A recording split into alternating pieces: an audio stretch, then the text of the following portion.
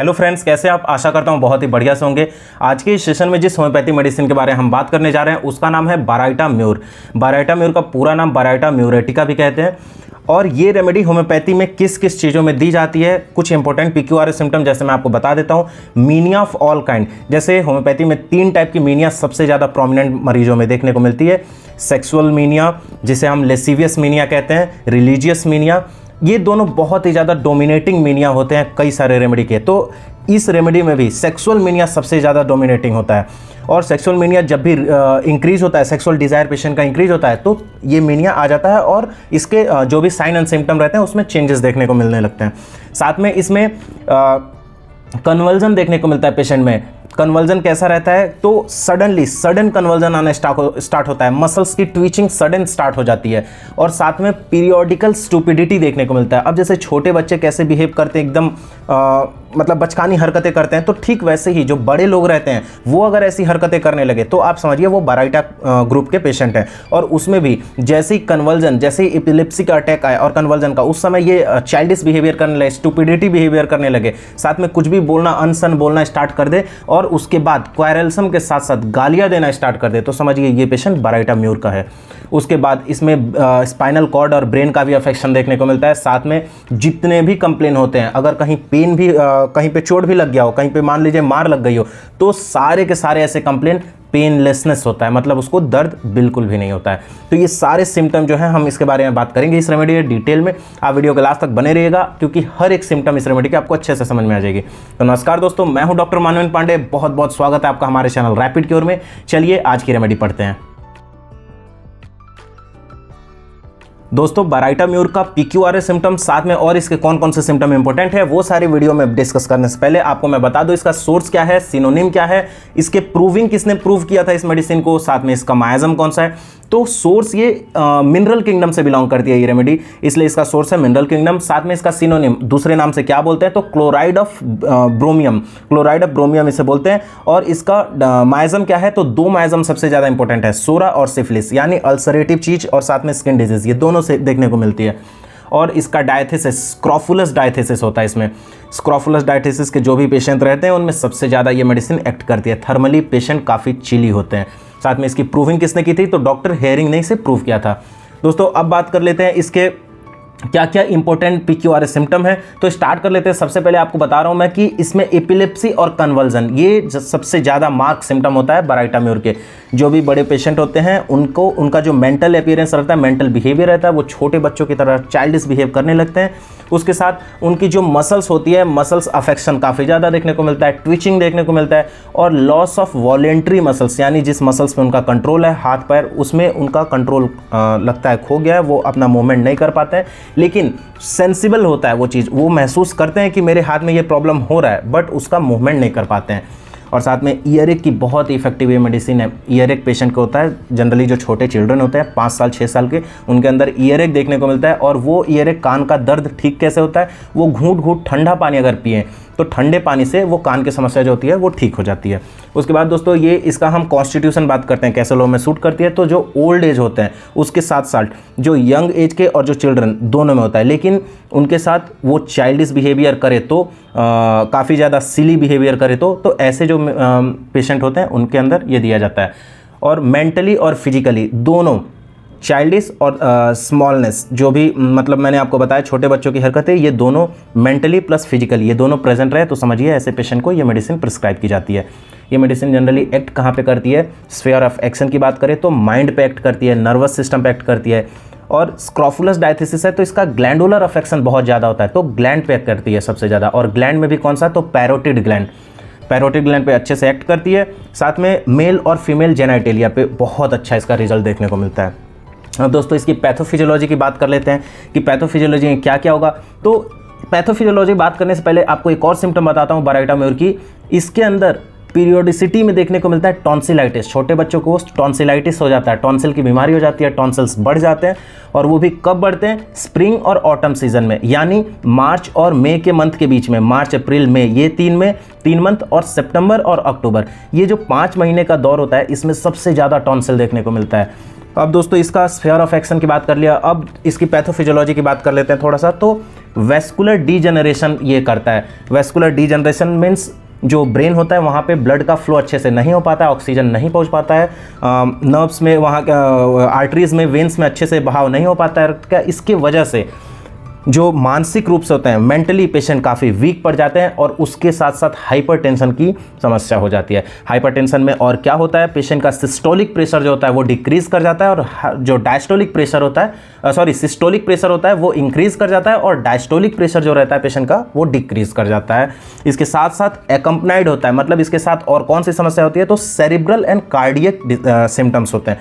मतलब जो वेस्कुलर मैंने आपको बताया डीजनरेशन, तो वेस्कुलर डीजनरेशन के साथ साथ पेशेंट को कार्डियक सिम्टम देखने को मिलता है, यानी हार्ट की प्रॉब्लम रहती है। हार्ट में सबसे ज़्यादा किस चीज़ में सूट होता है, तो आर्टेरियोस्क्लेरोसिस में बहुत ही इफेक्टिव मेडिसिन है।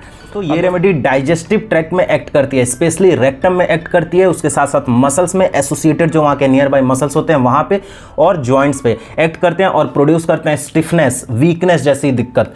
तो मसल्स पे एक्ट करने के बाद से वीकनेस, मतलब उसकी पैरालिसिस जो मैंने आपको बताया वो होती है। नर्व्स वहाँ के डैमेज कर देता है, तो नर्व्स की वजह से वहाँ पे पैरालिसिस, वहाँ पे ट्विचिंग देखने को मिलता है मसल्स में। साथ साथ में जॉइंट्स में अफेक्शन होने की वजह से स्टिफनेस, क्योंकि सबसे ज़्यादा जो नी जॉइंट होता है वहाँ पे जो साइनोवियल फ्लूइड होता है, साइनोवियल फ्लूइड के कम हो जाने की वजह से जो स्टिफनेस होता है, उस केस में बाराइटाम्योर बहुत ही इफेक्टिव मेडिसिन होती है, प्रिस्क्राइब किया जाता है। साथ में इंड्यूरेशन जो होता है उसके साथ साथ इंड्यूरेशन और नैरोविंग ऑफ कार्डियक ओरिफिस देखने को मिलता है, यानी जो हार्ट के मसल होते हैं वो काफ़ी थिक हो जाते हैं। उसके बाद जो ओरिफिस, उसका जो होल होता है, छेद होता है, आर्टरीज और वेन्स की वहाँ पे जहाँ से लाइगेशन होता है वो काफ़ी ज़्यादा नैरो हो जाने की वजह से बहुत ही सीवियर पेन होने लगता है, पाल्पिटेशन बढ़ जाती है हार्ट में।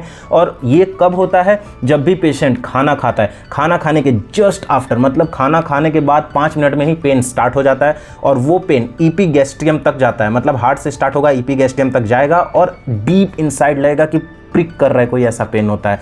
उसके बाद दोस्तों अब इसकी मेंटल सिम्टम की बात कर लेते हैं। तो मेंटल में मैंने आपको बताया all kind of mania patient में देखने को मिलता है। जनरली कब, जब सेक्सुअल डिज़ायर उसका काफ़ी इंक्रीज हो जाए, और सेक्सुअल डिज़ायर उसको तभी होता है जब भी वो अपोजिट जेंडर के पास एक्सपोज होता है, तो उस समय इसकी सेक्सुअल थॉट काफ़ी इंक्रीज हो जाती है। हायोसाइमस के पेशेंट की तरह सडन इसका भी सेक्सुअल थॉट इंक्रीज होता है और वो टाइम पे इसका जो भी चेंजेस होते हैं, जो भी इसको प्रॉब्लम होती है, जितने भी सिम्टम रहते हैं उसका एग्रीवेशन होने लगता है। उसके बाद स्टूपिड बिहेवियर, जैसे मैंने आपको बताया स्टूपिड बिहेवियर देखने को मिलता है पेशेंट के अंदर। साथ साथ में ईडियोसिटी देखने को मिलता है। ईडियोसिटी का मतलब होता है, एक एलेंस की नोट में लाइन दी गई है ईडियोसी। ईडियोसी में मतलब आपको कोई अगर 2 लोग बात कर रहे हो, बीच में एक आपको सिम्टम याद होगा एनाकार्डियम का, कि पेशेंट तुरंत मतलब जब हंसी की बात करे तो रोने लग जाए, रोने की बात करे तो हंसने लग जाए। तो ऐसा सिम्टम तुरंत सेम सडन चेंज वाला जो सिम्टम रहता है बाराइटाम्योर के अंदर भी देखने को मिलता है। अब दोस्तों इसकी रिस्पिरेटरी कंप्लेंट की बात कर ले जाए, जो बहुत इंपॉर्टेंट है इस मेडिसिन की, तो क्रॉनिक कफ जो होता है पेशेंट में, उसमें काफ़ी यूजफुल होता है मेडिसिन। क्रॉनिक कफ में दिया जाता है, लंबे समय से पेशेंट को कफ की दिक्कत होती है। ब्रोंकियल डिसऑर्डर, जो बड़े पीपल होते हैं या फिर जो छोटे एल्डरली या फिर ओल्ड एज के पीपल होते हैं, सनाइल होते हैं, उनके अंदर ब्रोंकियल डिसऑर्डर देखने को मिलता है। ग्रेट एक्यूमुलेशन ऑफ कफ, काफ़ी ज़्यादा एक्यूमुलेशन हो जाता है। Rattling of mucus with difficult expectoration, यानी कहने का मतलब ये है कि पेशेंट के अंदर बहुत ही ज़्यादा कफ की समस्या होती है। जब भी पेशेंट को एक्सपेक्टोरेशन नहीं हो पाता, जब भी वो उसके अंदर लगता है कि उसको अभी बलगम निकलेगा, वो टाइम पे बलगम नहीं निकल पाता है, बलगम अंदर ही रह जाता है, तो वो केस में ये मेडिसिन प्रिस्क्राइब की जाती है। हार्ट बीट जो रहता है इरेगुलर रहता है, कभी बीट पकड़ता है कभी नहीं पकड़ता है, पल्स सेम रहता है कभी बीट पकड़ता है नहीं, तो ये भी दिक्कत साथ साथ में एसोसिएटेड देखने को मिलती है। उसके बाद ईयर की जो दिक्कत होती है, पेन होता है, बहुत ही ज़्यादा ऑफेंसिव ओटोरिया, यानी कान में से जो डिस्चार्जेस होते हैं वो थिक येलो कलर के स्टिकी डिस्चार्जेस होते हैं, तो बहुत ही चिपचिपा, बहुत ही थिक मात्रा में होता है और काफ़ी प्रोफ्यूज होता है, काफ़ी ज़्यादा ऑफेंसिव होता है, यानी बदबूदार काफ़ी होता है डिस्चार्ज। और वो आराम मिलता है जब भी पेशेंट ठंडा पानी घूंट घूंट से पिए, वो टाइम पे काफ़ी आराम मिलता है। अब स्टमक की बात करी जाए, स्टमक में बर्निंग पेन होता है, खाना खाने के जस्ट बाद लगता है कि पेशेंट के पेट के अंदर आग लगाया गया, वैसा बर्निंग जलता है पूरा पेट, स्पेशली ईपीगैस्ट्रिक रीजन जलता है काफ़ी ज़्यादा। और सेंसेशन होता है कि हीट, मतलब मैंने आपको बताया कि पेट के अंदर आग लगा दिया गया, ऐसा सेंसेशन होता है कि हीट हो गया है। और वो मूव करता है कहाँ से, स्टमक से लेके चेस्ट तक मूव करता है, चेस्ट से फिर हेड में जाता है, यानी पेट से स्टार्ट होता है और सर तक मूवमेंट होता है, वो बर्निंग सेंसेशन जो होता है उस चीज़ का। तो उस केस में इस मेडिसिन को प्रिस्क्राइब करता है। अब दोस्तों इसकी बात कर लेते हैं डोज की, कैसे हम इसको प्रिस्क्राइब करेंगे। तो इस मेडिसिन को हम बोथ अक्यूट और क्रॉनिक कंडीशन में प्रिस्क्राइब करते हैं, both high and low potency में, और इसका रिपीटिशन भी लगातार कर सकते हैं। ऐसा लिखा गया है बुक्स में कि जेडी पाटिल में लिखा गया कि इसका रिपीटिशन भी हम कर सकते हैं। लो अगर पोटेंसी में देना रहे तो ऑर्गेनोपैथिक डिसऑर्डर जो रहते हैं उसमें हम लो पोटेंसी में देते हैं, और जितने भी डायनेमिक अफेक्शन रहते हैं उसमें हम हाई पोटेंसी में देते हैं, और इसका रिपीट फ्रिक्वेंटली कर सकते हैं। साथ में अगर स्टार्ट करते हैं हम किसी और मेडिसिन के साथ, जैसे कि बराइटा ग्रुप का कोई भी मेडिसिन, बराइटा कार्ब को ले ले, तो उसके साथ साथ बराइटा म्यूर अगर देते हैं, दोनों के सिमिलरिटी देख के, दोनों का पेशेंट का सिम्टम देख के, तो काफ़ी ज़्यादा इफेक्टिव मेडिसिन ये रिजल्ट देती है। अब इसकी कुछ थेराप्यूटिक वैल्यू की बात कर लेते हैं, किस किस सिम्टम में ये दे सकते हैं। तो सबसे ज़्यादा एब्सिस के सिम्टम में दे सकते हैं, काफ़ी प्रोफ्यूज और काफ़ी ऑफेंसिव ओटोरिया, यानी कान से जब पस निकलने लगता है उस कंडीशन में दे सकते हैं।